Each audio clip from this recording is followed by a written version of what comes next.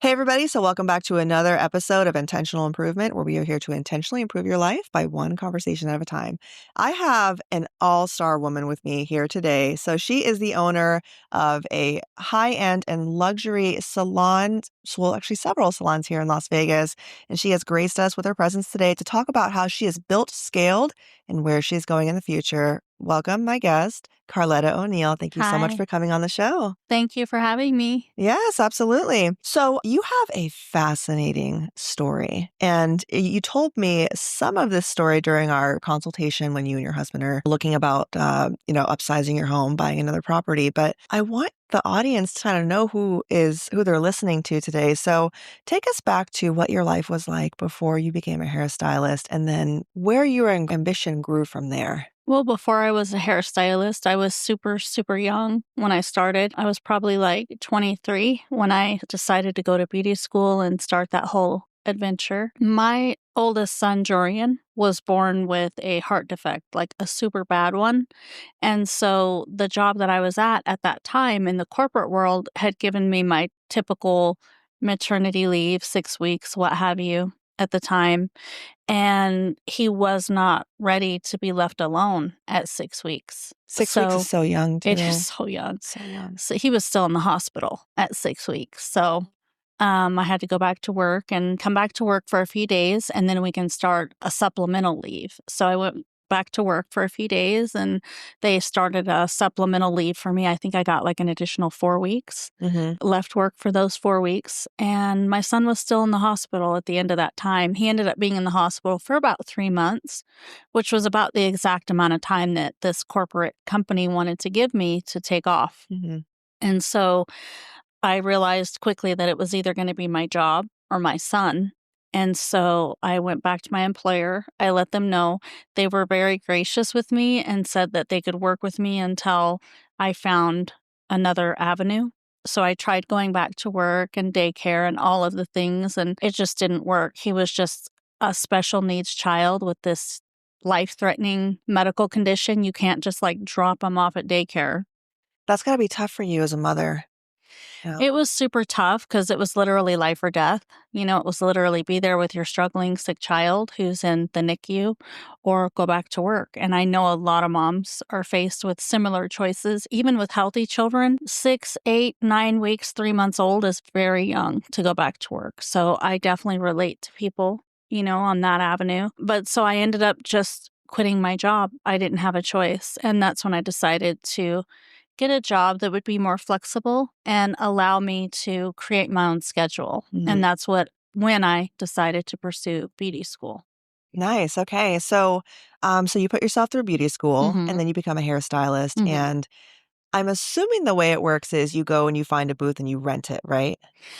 Yes and no. Traditionally, what you would do is you would assist for 1 or 2 years, Mhm, working underneath of a stylist who's established and knowledgeable and good at what they do.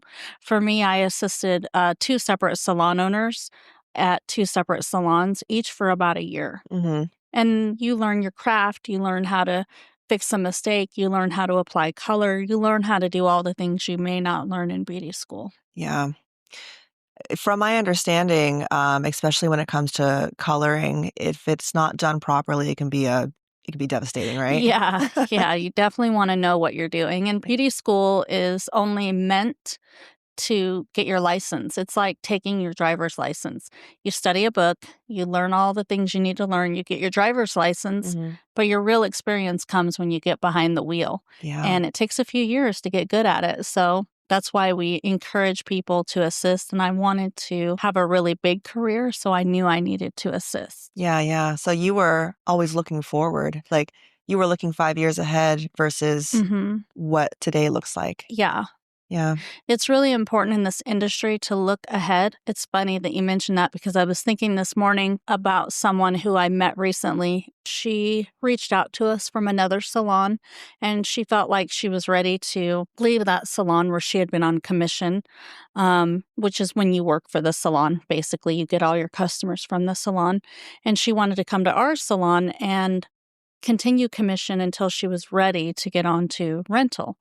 Rental is where the salon basically doesn't help you at all. You just pay for a place to work. Mhm. Kind of like staying in an apartment or a hotel. You get whatever you pay for. You pay for a month, you get a month. You pay for a day, you get a day. Which You one is know? more profitable? You mean renting by the day or commission So versus rental? which option allows that hairstylist to make more money? Technically, rental does. Okay. But I have an old saying, 100% of nothing is still nothing. It's true. And so a lot of girls, like the one I was telling you the story about, have to make the decision. Do I leave my home salon and do I go commission at another salon or do I go rental? This particular young lady, we were really hoping that she would come to us and complete her commission journey toward rental because we could kind of tell from the number of clients that she told us she had and the years that she had been doing hair that rental would be a harder choice. Mhm. Anyone can go on rental. Like even you could go to hair school today, be finished in a year, jump out and go right to rental. Anyone can do that. But the question is of how successful are you going to be? How well prepared are you going to be for that moment? Yeah. Kind of like moving out of your parents' house. You don't turn 18 and think, I'm moving out today. I mean, you Mhm. can, but it's going to be a little tougher than if you take some time, get a good job, get a good education, Mhm. find an affordable place and save up a little money and have like a little cushion or a little nest egg. Interesting. So on commission, we really hoped that, she would come over and she would join our commission team. She wanted to do rentals, so we told her our rental rate, and she ended up going to a private suite. And it's really tough to go from commission to a private suite because now you have zero support from the salon. You're washing your own towels, you're paying for your own shampoo, you're Interesting. paying your weekly rent. Mm. Some of your clients may not want to go just because they're going to be all alone in a private room with you.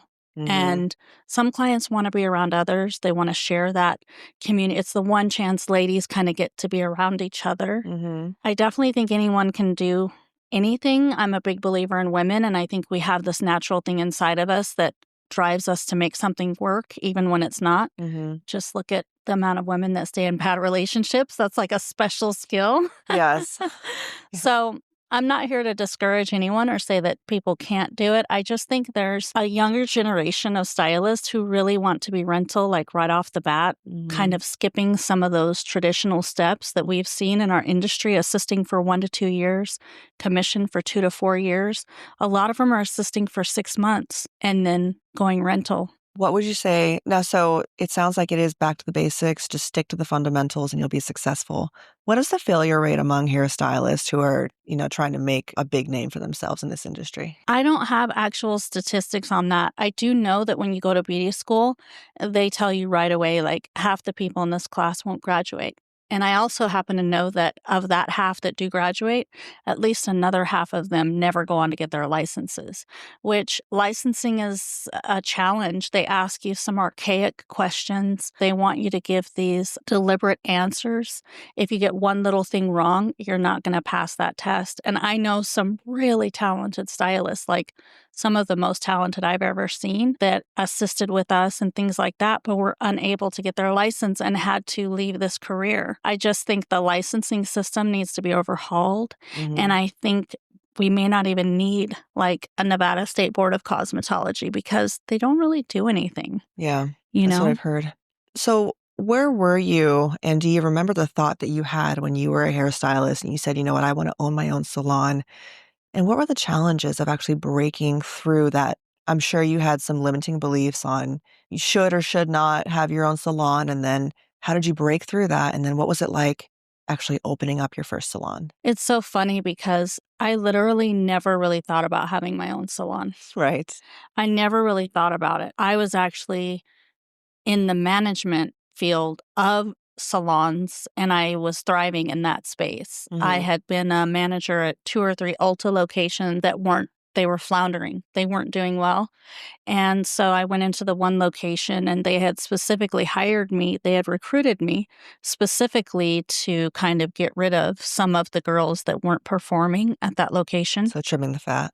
trimming the fat. And so I went in and it became tough because I started to see why they weren't thriving. And it wasn't their fault. It was Ulta's fault. There's no support system in place for these stylists. They're given a metrics or kind of a to-do list. And if they don't, check all those boxes with the metrics that they're given, they're just let go. So there was no amount of coaching that could assist them. It was just... I was able to come in and coach them to success. With some of them, unfortunately, it meant coaching them out the door. But I think we only lost like 1 or 2 stylists, and we were able to grow that team really fast. Yeah. And once they had the support that they needed, that team started flourishing. And I was then re-recruited by Ulta for another location that was not thriving. And we made that location a big, big success as well. Okay. While I was at Ulta, I was fairly happy at Ulta. In the end, it didn't end well for me. As I started trying to get my own place, I ended up being let go. And I fought Ulta. I went to the state and I fought Ulta, and I won a big cash settlement because I had never had a write-up, and they probably had figured out that I was getting a salon. So they tried to find a tricky way to let me go. But I was a salaried manager and I'd never had any like bad performance reviews or anything. So I fought them on it and they had to pay me out. But that wasn't what I was really looking for. I was just looking to have my good name restored, which they also had to do. A lot of people don't realize, but top Fortune 500 companies use a specific data system. It's like a credit score for their employees. It's through the LexisNexis network. Have you ever heard of that? Yeah, I have, yes. So I knew that if I ever wanted to work at like an Ulta or a JCPenney or a Supercuts or one of the hotels, like, one of the big salon hotels, that they would stop it because of this LexisNexis thing. So I had to get my full name restored and everything like that, because when you're terminated, it ends up looking like a bad thing, But so during this whole process of like thinking about leaving Ulta, what started me thinking about it was I had answered an ad on Craigslist of all places. I don't think nobody ever goes to Craigslist anymore. No, don't go to Craigslist. But back then, I'm sure, you definitely found opportunities. Yep. What year was this? I had moved to Vegas in 2011. So this all happened around 2014. Okay. I'd been here for about 3 years working at Ulta the majority of the time. And it was an ad on Craigslist for a manager position. So I met this gentleman named Johannes, and we talked about managing his salon.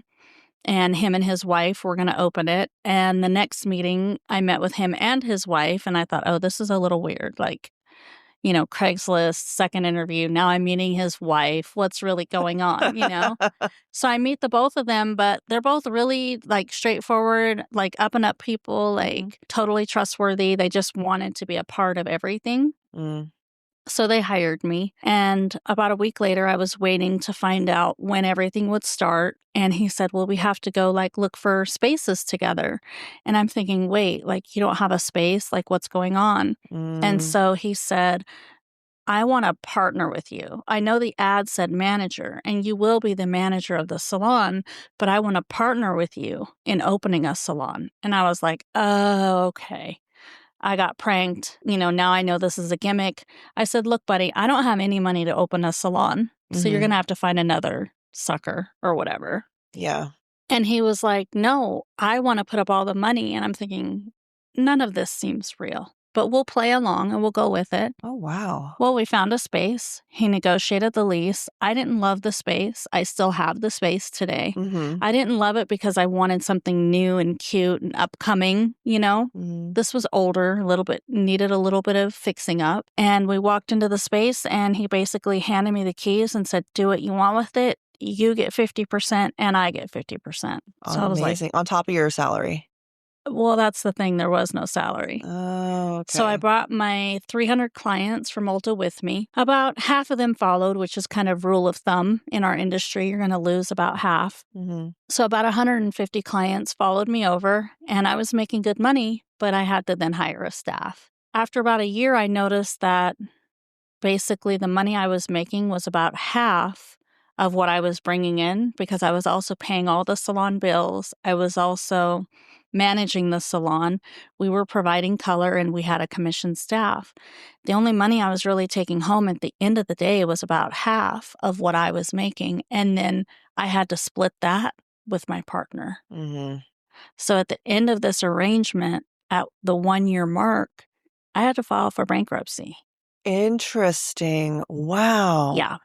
In 2015, I filed for bankruptcy. Well, 2016, I Mhm. filed for bankruptcy. And it was because when you go into a salon, you really have to be prepared. The first thing you have to know is that half your income, if you're still behind the chair, is going to go to the salon. Period, point blank, the end. So you're kind of back in that scenario of, is rental better? Is commission better? Is salon ownership better? And a lot of people that get into this field, they think they're going to be taking home buckets of money. And you honestly have to put so much in before Mhm. you can take a little bit out. Yeah. So when did you grow from what? So obviously, you talked to us about the recovery from the bankruptcy. And then when did you decide to grow the other 2 stores?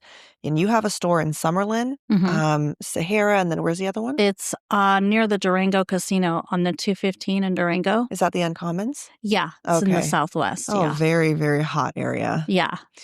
So how did you recover from all this and then Um, flourish? so I just had to start living in my truth and speaking honestly. And I decided to just tell my business partner I was going to leave and I was going to get a sola and try to resurrect what was left of my waning clientele. It had started shrinking because they recognized that I was spending a lot of time growing my staff and fixing, messed up hairdos and, Mm, giving customers refunds and whatever else goes along with managing a staff. mhm, Sometimes I had to leave my client to run down the street and break a $20 bill for change. So my clients just started kind of leaving my chair unsatisfied, not with the work or the quality of work, but with the bedside manner. There just wasn't that lovey dovey, you know, undivided attention. undivided Yeah. attention. They need to be the star of your show when they're Mhm, there. It's not about you, it's about them. mhm, And the stylists who pick up on that and they're really smart and they're really savvy and they let the client come in and just unload and kind of download their days, their weeks, their months that's been going on since they've seen them last.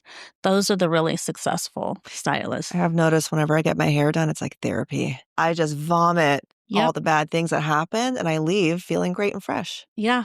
It's part of what it takes for women to be beautiful. We have to be seen and heard. And, Mhm. as women, you have to give other women the space to shine. Yeah. And the stylists that don't do as well, they talk about themselves constantly. Mhm. And the client leaves wondering why they even paid money because they're not happy. And I think they would be twice as happy if they felt seen and heard. It's not always about the hair. Yeah. It's not always about that one little hair that's out of place. It's sometimes just about how you feel at the end of the day. 100%. Yeah. There was this quote I heard, and I think a lot of CEOs use it, but they say staff and people, they just want 3 things. They either want to be heard, hugged, or helped. Which one Yeah. do you want today?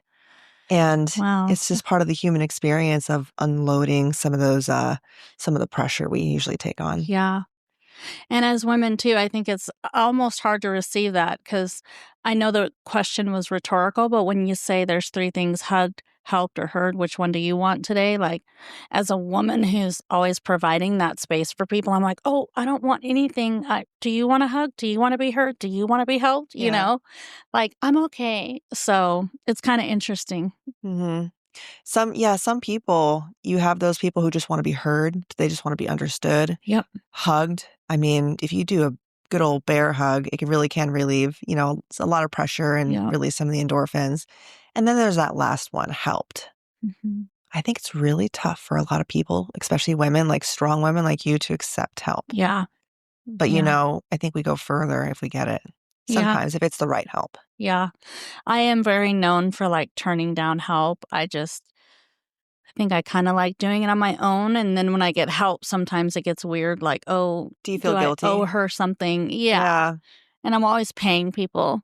It's like, oh, she blow dried my hair. Let me pay her. And they're like, no, no, don't pay me. And I'm like, look, no one works for free. That's my policy.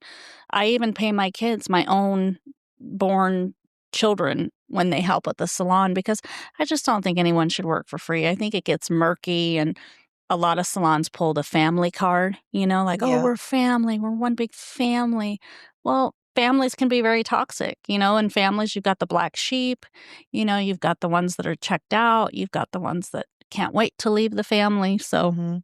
Have you thought about what actually goes through a person's mind if they do help a lot for free and what would happen to the quality of their work? that's why I don't allow it in my salon. Mhm. I don't.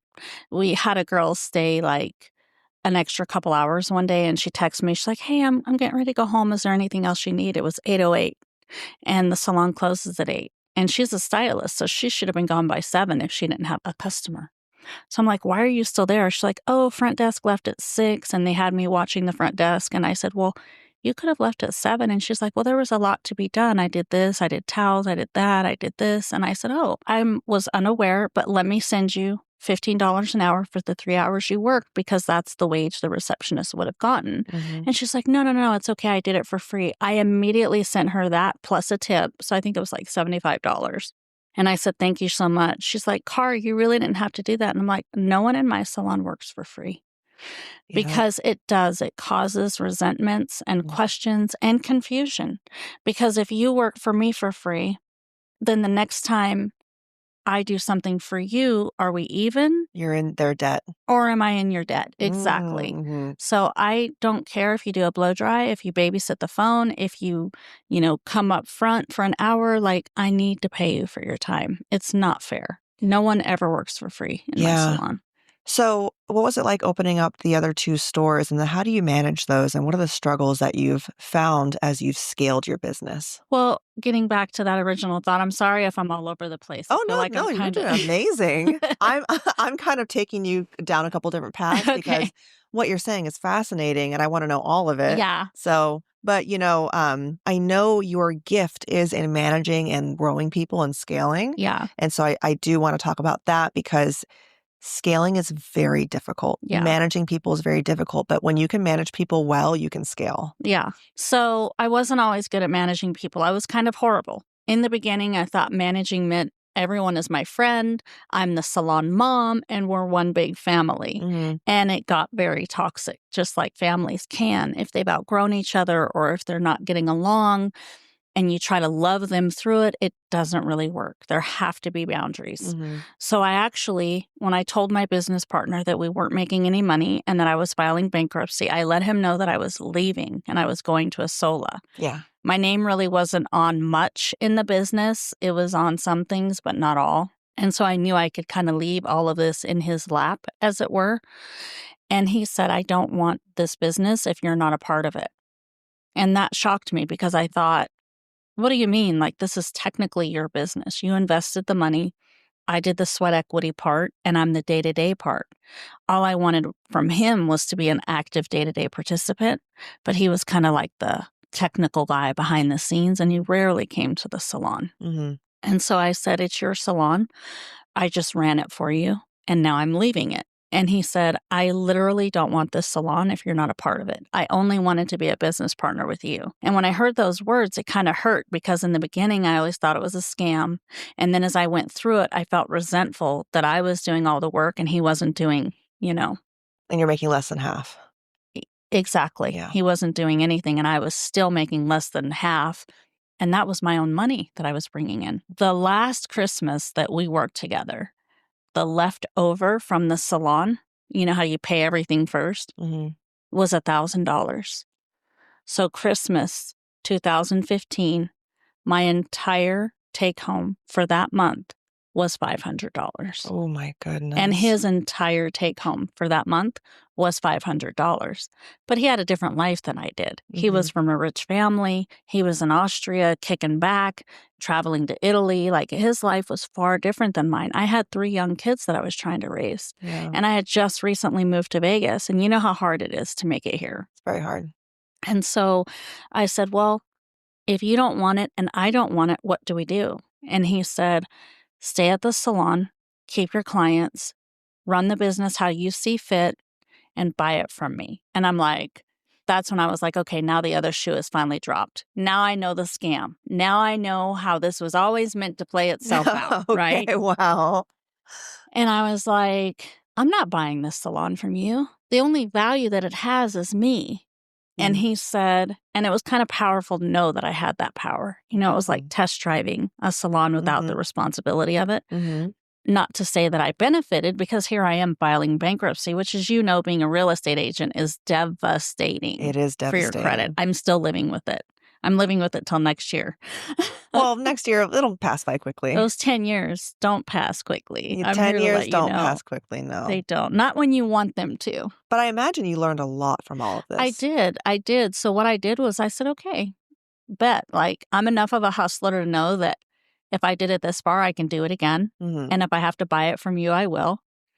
So I did it for one more year. I said, I'm going to do it for one more year and let's see. So I went back in the salon that day. I fired everyone that was working there. They were all stealing. Like, the majority of them were stealing. They were either stealing color or stealing cash. There was one girl that had 10 children at home and she was stealing from us. And we mhm. caught her on camera stealing. Wow. And we told her if she didn't stop, that we would call the police and that she would be fired. So then we set up like a little sting operation just to make sure that she had stopped stealing.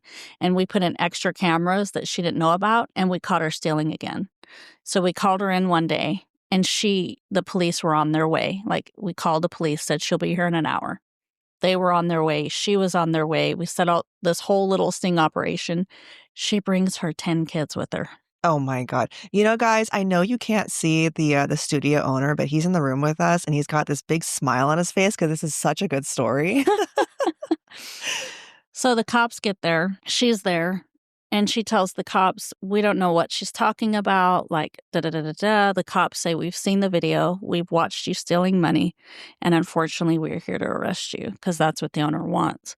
When I realized that her 10 kids were with her, you know, they were basically sitting in this giant Suburban that she had outside. Yeah. When I realized that her 10 kids were there, at least some of them, I don't know if it was all 10, like, I didn't like count heads or anything, but she had a lot of very young kids. Mm, We said, look, we're not going to press charges. We just want her out of here now. yeah. We want her gone now.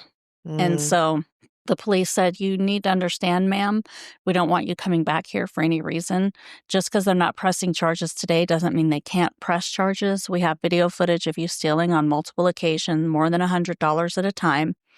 And we just can't have you back here. What was happening was every time we hired a new employee, she would train them on the computer for like a week or two. And during that week or two, she would steal money. And mm. that she was our salon manager. Oh, And as the wow. money would come up missing, she'd be like, oh, I guess the new guy just didn't get it and he must have made a mistake. Oh, I guess the new girl, maybe the new girl's stealing. Who knows? Oh, the new girl didn't charge her client correctly. So the Excuse drawer's going to, after excuse. yeah, the drawer's going to be a little short today. And we just trusted her implicitly. And so I recognized that that pool of workers had been tainted. And so I let everyone go. I changed our pay structure. I changed the benefits that we provide. I changed everything. I closed the salon and I reopened it. We were all commission. I reopened it as a hybrid salon, rental and commission. And that's what we still are today. After a year of doing that on my own, now we're at like the 2-year mark. Things are turning around for us. And at the 3-year mark, things are going really, really well, and we're really happy. And I often think back to that point because that's a point where I could have just had one location and I could have been happy for the rest of my life. Mm-hmm. But a friend called and his salon was going under. And he said, if you want it, you can have it for cheap. So I bought it. And having Without hesitation. that was the second location. Yeah. Then I bought it. I made it look super cute. It was like all pink and girly with little pink lockers and a pink couch and a pink wall with a pink neon sign that Very said, feminine. yeah, it said, welcome to the good life. And we had this huge party and life was good. 3 months later, COVID hit and my salon shut down. Oh my gosh, COVID was devastating to so many people. So, how did you survive all this? I decided I was not going to participate in all that COVID nonsense and that COVID mindset. I decided that I was not going to participate in my business going under, and I was going to fight to do anything I could to make it survive. And I used the COVID funding that they were giving out so freely as a way, as like a lifeline. Mhm. So I was the first salon in Las Vegas to put up the dividers. Remember, they wanted us to like have these stupid dividers and all Yeah, this. yes. And Mhm. I'm like, we're all breathing the same air. So I know. I'm coughing behind this divider, but it's circulating around this room. So if someone had a very contagious disease, this little divider is not going to stop it from happening. But to stay open, you did it. But to stay open, I did it. So we Mhm. put all these little dividers in and we did our best and we reopened our doors. And unfortunately, some salons had to close permanently. So when ours reopened, we were full immediately. Wow. And I had a lot of success with that. And I basically rode that wave for another couple of years. And I did take the COVID money and I only used what I needed to use at that moment. And I kept the rest in the bank. I decided I'm going to keep this money right here for a rainy day. Mhm. And that rainy day came about 3 years later Mhm. when they opened a new development in the Southwest. And I decided I'm going to go all in and I'm going to burn all my boats and I'm going to open a third And location. this is the Uncommons. Yeah. Yeah. Yeah. And is that your most profitable store? No, it's still my first location. The first location is still the most profitable Wow. because the rent at the Uncommons is obscene. Like Mhm. they went crazy when they Mhm. decided what they were going to charge over there. I'm sure you've heard. I think everyone's heard. Yeah, it's very high. It's too high. And the paid parking, among other things, it's just left a bad taste in a lot of people's mouths. So we've had to kind of fight against that to try to make that successful. Because in the beginning, a lot of our clients were like, I'm not paying for parking. Love you guys, but we are not paying for parking. I'm loving your story because all I'm hearing that you are an immense fighter and you don't go Yeah. down without a fight. No, At no. what point in your career during these times of owning the salon where did you ever have a moment in time where you thought that, this isn't worth a fight? Has that ever crossed your mind where, felt like there was no way out? And then how did you overcome that thought? People are conditioned by their environment. So you're born a certain way, and then that way is either enhanced or neutralized by your environment. And I feel like growing up in the 70s, the way a lot of us did, no seatbelts, the rumors are true. We drank out of garden hoses. My family was like a lot of others. It was mired in strong discipline that would now be looked at as abuse. And Mhm. there was also some abuse in my household, which isn't part of this podcast, so I won't go into it. But surviving that kind Mhm. of put me into the world knowing I could survive anything. I didn't have a natural fear of men the way that I should because my dad was frankly extremely heavy-handed and abusive physically. So there was no man that could tell me anything. I wasn't afraid of any man because the man that was supposed to take care of me and protect me never did. And in some weird way, it made me strong and independent towards men. Like, I don't need a man. So your mental fortitude developed when you were a child then, right? Mhm. Yep. So what was it like being a kid? And then when did you recognize that you were building this fortitude? And I mean, this mentality you developed as a kid, like definitely served you as an adult. Mhm. But what did life look like back then for you? And when did you start to see, By the everything age of unfold? 7, I knew that there was no one in my house that was gonna stand up for me or protect me. Mhm. I had tried reaching out to people outside of my home for that protection, and my siblings, they would cover it up. They'd be like, "Oh, no, no, no, she's just a little girl. She doesn't know what she's talking about." But I dreamed of the day when CPS or somebody would show up and be like, "Hey, we're taking all your kids." I looked forward to that day, but it never ever happened. And as a child, we all stuck together, but I've learned that children that there was 10 of us, and I've learned that siblings that come from domestic violent situations with, physical abuse, mental abuse, sexual abuse, we suffered all of it. Those kids do stick together to protect each other, but when they leave the home, being around that person kind of reminds you of what you went through in a way, and Mhm. they're always going to see you in that way. And what it does is it actually fractures family. Like, my sisters and I may not be as close because there was a time when we had to be close to survive, and it causes a little bit of resentment. It can't be felt, it can't be seen. It's not really palpable. It's just something that happens, and it's really sad to see. Like, coming from 10 kids, how fractured that family is. Mhm. But I had to make a decision. Am I going to lay down and die and just kind of do whatever they want me to do? Or am I going to recognize that I'm meant for more? So I spent a lot of time alone. We had a little mountain that belonged to us on our property. I would take my little doggie to the top of the mountain and I would pray to God. And I would just put all my faith in God, all my trust in God.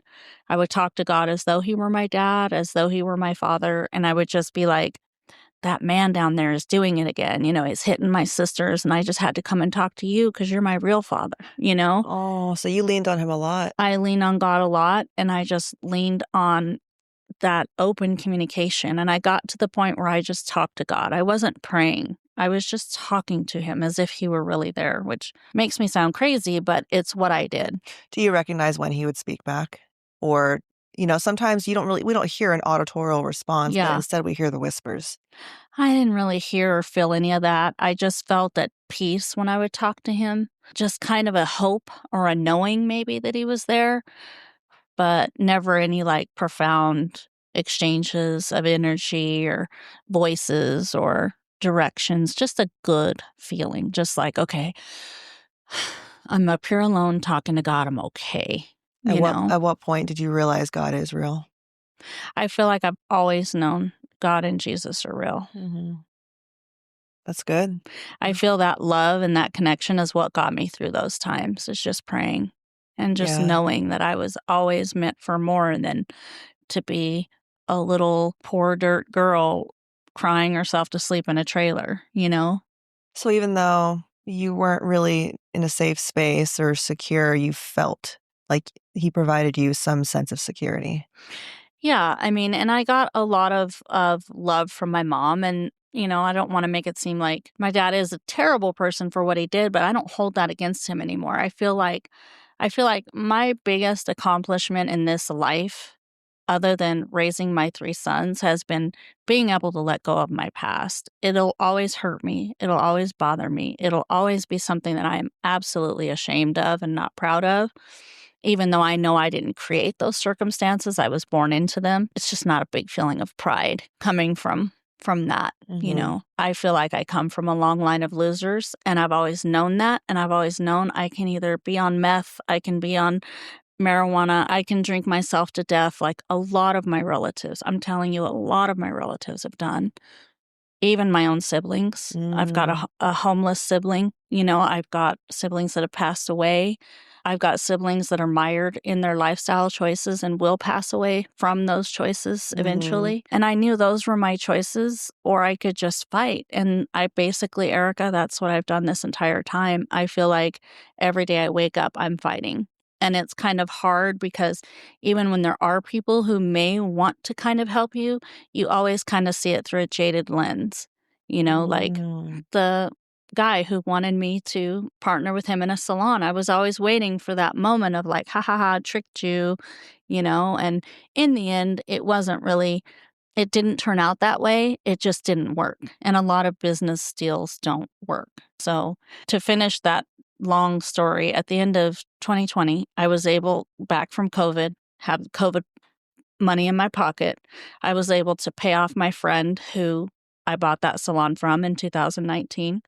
And I was able to pay off my former business partner. And then I closed that business and I reopened a new business with me as, sole proprietor. And about 3 years later, we opened the newest location across from the Durango Casino, which was really proud for me to be able to do that. I was able to kind of fix a lot of the mistakes in the first two, because in the first two, you're taking over. It's like buying a used house. You go in and it's like, And then you find all its problems. yes, you find out the problems and you fix them, and you're never fully happy because the first owner did something weird that you can Mm. never really fix, and you're just living with it. Maybe put a little lipstick on it. But in this newest location, I built it from the ground up exactly like I want it. And people walk in and it's exactly what I want.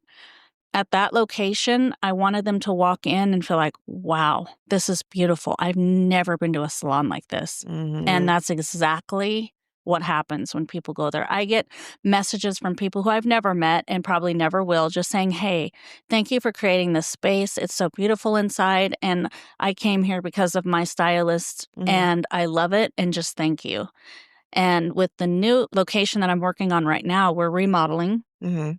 that second location that I bought from a friend. It's our Summerlin location on Hualapai Desert Inn. Mhm. It's a nice area. Huh? That's a nice It's a area. good area, yeah, like, I can't wait for the studios and all that stuff to go in. I think that area will really get revitalized even again, even though it doesn't need it, it's still great. It's Mhm. gonna get even greater. But my goal with this location is I want people to come in, as weird as this sounds, I have this idea in my head that I want people to come in, and I want them to think it's so beautiful that it makes them want to cry. I just want them to be like, I love that. That's so specific. I that's love literally that. what I want. I want them to come in and I want it to touch all of their senses. I want it to smell good. I want it to look good. I want it to feel good. I want the temperature right. I want the setting right. I want every chair and every surface to just feel amazing. Now, this is gonna lead me to a very in-depth question. It's a Okay. profound question. Why do you want that for these people you've never met? I don't know. I've never really dived into that. Maybe because I want to be exceptional. I want to be excellent. I believe I'm a person of excellence and I want to be excellent in all things. I don't want to be satisfied with the mediocre. Like, there's enough mediocre things in the world, Mhm. and I want anything that I touch to be excellent, and I want the people around me to be people of excellence, and I want to leave my mark in this world, you know? Maybe 30 years from now, it won't even be a salon anymore. But whatever it is, it's going to be amazing because I was there before, you know? I like Hopefully, that. it will be a salon in 30 years, but, nothing in life is guaranteed. But whatever it is, I've left my mark and I've made a difference in people's lives. And sometimes people look back at people like that with a thank you, and sometimes they look back with, oh, she was crazy. But hopefully it's somewhere in the middle. But I definitely want to leave my mark and make things more beautiful. And I want to be known for someone who runs an excellent business. That's important to me. That's that fighter in you, and that's that will to not die, Yeah. and, a lot of people never get to that point, which is sad because then they can never find out what they're truly made of. Yeah. So, at the end of every interview, I always ask 3 questions. Now, the Okay. first question is gonna kinda relate to what we talked a little bit about before the podcast on Okay. what you see your vision looking like. Okay. So, where do you see yourself in the next 5 years, and how will that impact the lives of other people? In the next 5 years, I'm going to have more locations and I'm going to have the opportunity to franchise. And I'm also most likely going to be selling everything to an investor. I'm already talking with someone now who wants that for himself, but I'm just kind of gauging everything and seeing what I can do before I exit the business. I am 55, so in 5 years, I'll be 60. You don't look 55. Oh, You look thanks. so good. Thanks. And so I literally just want to enable and ensure that the people who have called Capelli home or, their place to work have a secure place that they can grow at. And in the process of preparing myself to franchise and to get more locations and then to ultimately sell, I just want to help as many people along the way as I can. When I do finally make the decision to turn my focus towards something else, I want to be in a place where my family is taken care of because at the end of the day, they're my reason why. At some point, I was on my own with 3 little boys, and I made a commitment to myself that these little boys were not going to know the struggle that I did and that we weren't going to repeat those patterns because I saw that we were repeating I was repeating the pattern from my childhood. And I said, this cannot go on. And I decided to start fresh, came to Nevada, and that's all I want to The amount do. of awareness you must have had to call yourself out. It was tough. And I'm sure, again, going back to your truth, you just decided to no longer lie to yourself. And, Yep. we are the only ones that hear all of our own lies. Yeah. And it's a lie when you lie. Yeah. Wow, that's amazing. So, knowing what you know now, what piece of advice would you give your 20-year-old self? Start sooner. Start sooner. What do you wish you would have started sooner? I wish I would have started thinking about business sooner and looking at the big picture. Too many times in this business, we look at the small picture and Mhm. we want to hurry to a rental chair and we want to hurry to a private suite, only to find that when you get there, what's left. I think I would have wanted to start this business sooner. I would have wanted to exit toxic relationships sooner. I would have wanted to get a divorce sooner. I would have wanted to move away from that situation sooner. I'll imagine if I were sitting here in front of you at 25 instead of 55. Imagine what my life would look like if I had started all of this sooner. I didn't start any of this until I was about 45 years old. Wow. So, But it worked out the way it's supposed to. So yeah. I mean, you built this incredible legacy in 10 years, though. Mhm. Well, most people don't even build it in 30. I still don't feel like it's enough. That's what most high achievers feel like. Well, the last question and my favorite question is, what are you grateful for? I am just super grateful to be alive, to be born in this time, in this dispensation of time. I'm extremely grateful to have been able to bring the souls forward into this life that are my sons.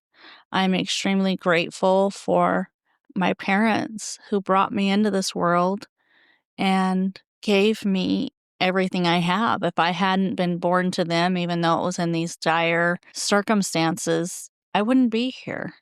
And I'm so, so grateful for this life. And I'm grateful for the things that they taught me, both the things they taught me to do, and by watching them, the things I learned not to do. But I do think I am just most grateful for those 3 souls that are my sons that changed my entire perspective on life and showed me the true meaning of life. That's beautiful. Now, where can people find you? So I know they can find you on Instagram, but where can they go to also find your salons? Well, they can look us up at capellibabe.com. That's CAPELLIBABE.com. They can look us up on Instagram. We're on Facebook. Or they can honestly just stop in anytime they want to take a tour or look around or come in one-on-one and get a recommendation. It's our favorite thing to do is when people call and they describe themselves to us and their lifestyle and what they like and what they don't like in their hair. We're able to pretty quickly assess, like, oh, that's a perfect person for Jonathan, or oh, that's a perfect person for Jasmine, or oh, that's a perfect person for Shanoose, or oh, that sounds like Kylie's kind of client. Let's put him with Kylie. Mhm. We love for people to just stop in. It's a very chill environment. So we love that. I love that. Well, I mean, you have provided so much great information and on honestly a lot of insight on life and just really how to fight forward instead of fall backwards. So, Carletta, thank you so much for coming on the show and sharing your story. And I can't wait for people to just hear this and resonate with you. Thank you so much for having me. I really appreciate being here. It was a lot of fun. I'd love it. All right, guys, until the next episode, see you next time.